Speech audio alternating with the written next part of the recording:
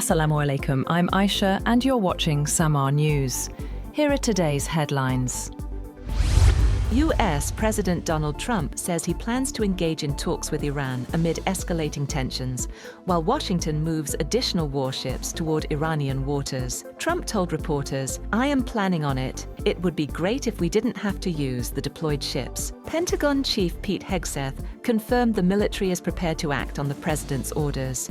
Iran stressed defense readiness over negotiations. Army Commander Amir Hamati announced 1,000 new strategic drones, and negotiator Kazem Garibabadi said Tehran's priority is full preparedness. Regional diplomacy continues, with Iranian Foreign Minister Abbas Araghchi set for talks in Turkiye, even as the US fleet, led by USS Abraham Lincoln, positions near Iranian waters. The United States and Russia are on the brink of a new nuclear arms race, barring a last-minute agreement to extend their final remaining arms control treaty. The New START treaty is due to expire on February 5th, leaving less than a week for Washington and Moscow to reach an 11th-hour deal. Without the treaty, there would be no limits on long-range nuclear arsenals for the first time since the Cold War, ending decades of arms control that began with landmark agreements signed in 1972 by the then US President Richard Nixon and Soviet leader Leonid Brezhnev. The Kremlin says US President Donald Trump has personally asked Russian President Vladimir Putin to pause attacks on Kyiv until 1st February to create a better environment for peace talks. Kremlin spokesman Dmitry Peskov gave no further comment, and Russia's response was not disclosed. Ukraine said it would reciprocate if its energy infrastructure is spared amid bitter cold weather. US President Donald Trump cautions Britain against pursuing business deals with China as UK Prime Minister Keir Starmer met Chinese President Xi Jinping to reset relations. Trump told reporters, "Well, it's very dangerous for them to do that," without giving details, while Starmer held talks in Beijing, focusing on market access, lower tariffs, and investment agreements. Starmer, the first British PM to visit China since 2018, described meetings with Xi as very warm and noted progress on visa-free travel and reduced whiskey tariffs. He emphasized Britain would maintain strong ties with both the US and China.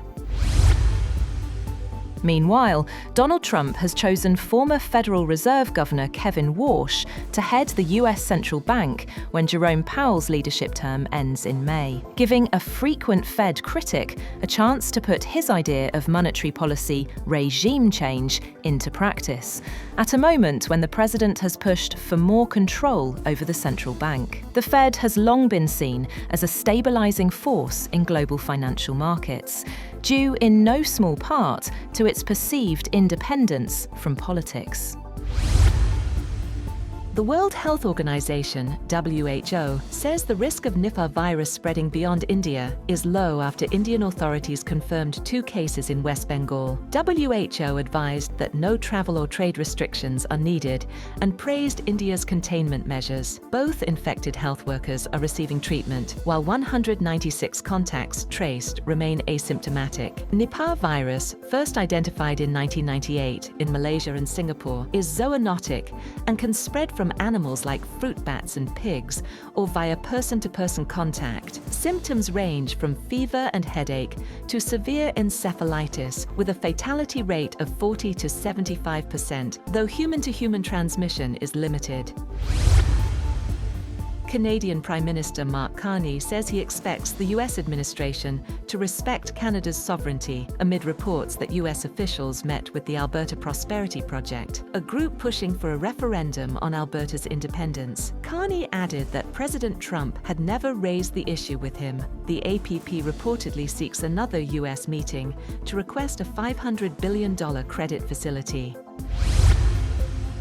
The European Union has formally designated Iran's Revolutionary Guards a terrorist organisation, citing their role in violently suppressing protests. The bloc also imposed new sanctions on Iranian officials and entities over human rights abuses, a move Tehran condemned as a serious mistake. Announcing the new development, European Union Foreign Policy Chief Kaja Kallas said repression cannot go unanswered. She also said the region did not need a new war, as the bloc ruled out backing US military action against Iran.